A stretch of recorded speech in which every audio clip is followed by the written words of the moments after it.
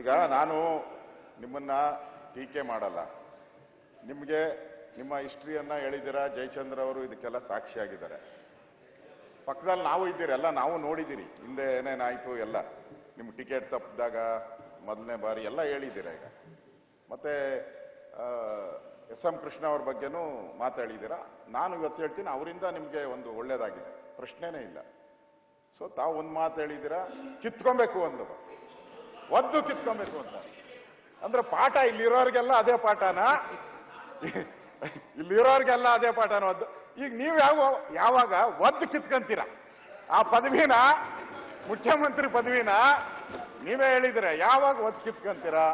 ಯಾವಾಗ ಮುಹೂರ್ತ ಫಿಕ್ಸ್ ಮಾಡಿದ್ದಾರೆ? ನಿಮ್ಮ ಜ್ಯೋತಿಷ್ಯರು ನಿಮಗೆ ಒದ್ದು ಕಿತ್ಕೊಬೇಕು ಅಂತ ಹೇಳಿದ್ದಾರೆ. ನನಗಿರೋ ಪ್ರಕಾರ, ನನಗೂ ನೀವೆಲ್ಲಿ ಹೋಗ್ತೀರಾ ನನಗೂ ಗೊತ್ತಿದೆ, ನೀವೆಲ್ಲಿ ಹೋಗ್ತೀರಾ ಅದು ಗೊತ್ತಿದೆ ನನಗೆ ಅವ್ರು ಹೇಳಿದ್ರು.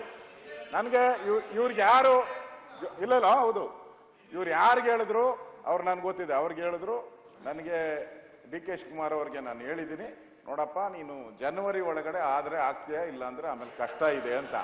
ಅದಕ್ಕೆ ಯಾವಾಗ ಒದ್ದು ಕಿತ್ಕೊಂತೀರಾ? ಜನವರಿ ಒಳಗಡೆ ಒದ್ದು ಕಿತ್ಕೊಂತೀರೋ, ಆಮೇಲೆ ಇವ್ರ ಗ್ರಹಗತಿ ಸರಿ ಇಲ್ಲ, ಗ್ರಹಗತಿ ಸರಿ ಇಲ್ಲ.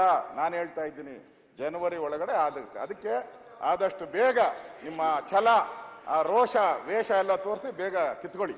ಈಗ ಅವರು ಅಶೋಕಣ್ಣ ಈಗ ಅಲ್ಲ, ಇನ್ನೂ ಹೇಳ್ಬೇಕಾಯ್ತು. ಅವ್ರ ಅಧ್ಯಕ್ಷತೆಯಲ್ಲೇ ಸರ್ಕಾರ ಬಂದಿದ್ದು ಅಂತ, ಕೆಪಿಸಿಸಿ ಅಧ್ಯಕ್ಷರಾಗಿ ಸರ್ಕಾರ ಬಂದಿದ್ದು ಅನ್ನೋದು ಬಿಟ್ಬಿಟ್ರಿ. ಅಲ್ಲಿ ಏನು ಬಿಜೆಪಿನ ವೈಜೆಪಿನ ಬಿಜೆಪಿನ ಅದು ತೀರ್ಮಾನ ಮಾಡ್ಕೊಂಡ್ಬಿಡಿ. ಫಸ್ಟ್ ನಮ್ದು ಬಿಟ್ಬಿಡಿ, ನಮ್ದು ಪಾಡಿಗೆ ನಮ್ದು ನಡ್ಕೊಂಡು ಹೋಗ್ತದೆ. ನೀವಲ್ಲಿ ಒದ್ರೂ ಆಗಲ್ಲ, ಸತ್ರೂ ಆಗಲ್ಲ. ನಿಮ್ಮ ಹೈಕಮಾಂಡ್ ನಿಮ್ಮ ಮಾತು ಕೇಳೋರಲ್ಲ. ದಿವಸ ಖರ್ಗೆ ಅವ್ರು ಇದ್ದಿದ್ದಿಲ್ಲ, ಚೆನ್ನಾಗಿ ನಡೆದಿತ್ತು. ಅಷ್ಟೇ. ಪ್ರಿಯಾಂಕಾ ಅವರೇ, ನಿಮ್ಮದು ಫಸ್ಟ್ ಡಿಸೈಡ್ ಮಾಡ್ಕೊಳ್ಳಿ. ನಾವು ವಿರೋಧ ಪಕ್ಷವಾಗಿದ್ದೀರಿ, ನೀವು ಆಡಳಿತ ಪಕ್ಷ ಇರುವಂತವ್ರು. ನೀವು ಇವಾಗ ಡೈಲಾಮೋದಲ್ಲಿ ಇದ್ದೀರಾ. ಈಗ ಡಿ ಕೆ ಶಿವಕುಮಾರ್ ಕಡೆ ಹೋಗ್ತಿರೋ ಇಲ್ಲ ಸಿದ್ದರಾಮಯ್ಯನವ್ರ ಕಡೆ ಇರ್ತಾರೋ, ನೀವು ತೀರ್ಮಾನ ಮಾಡ್ಕೊಳ್ಳಿ, ನೀವು ತೀರ್ಮಾನ ಮಾಡ್ಕೊಳ್ಳಿ. ಅಥವಾ ನಿಮ್ಮ ತಂದೆಯವ್ರನ್ನೇನ ಪೋಸ್ಟ್ ಮಾಡ್ತೀರಾ ಇಲ್ಲಿಗೆ, ಅದನ್ನು ನೋಡಿ. ಯಾಕಂದ್ರೆ ಇಬ್ಬರು ಜಗಳ ಮೂರನೇ ಲಾಭ ಅನ್ನೋ ತರ ಆಗ್ಬಾರ್ದು.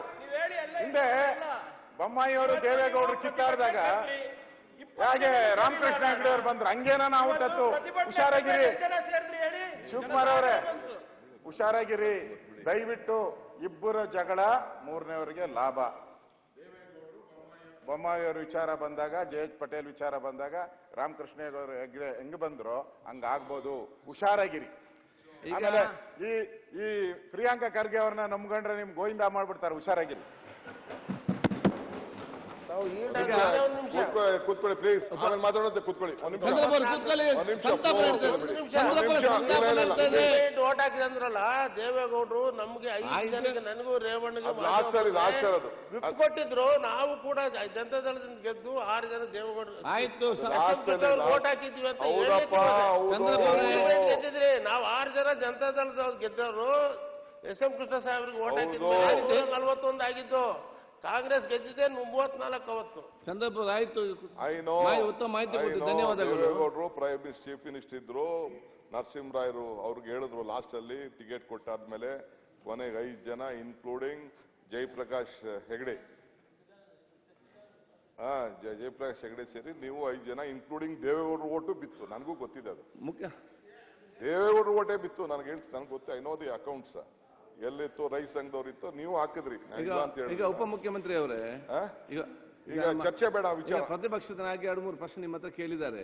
ಈಗ ಇಲ್ಲಿ ಉತ್ತರ ಕೊಡಬೇಡಿ, ಅವ್ರ ಮತ್ತೆ ಚೇಂಬರ್ ಕರೆದು ಉತ್ತರ ಕೊಡಿ. ಈಗ ನಾವು ಮುಂದೆ ಹೋಗುವ.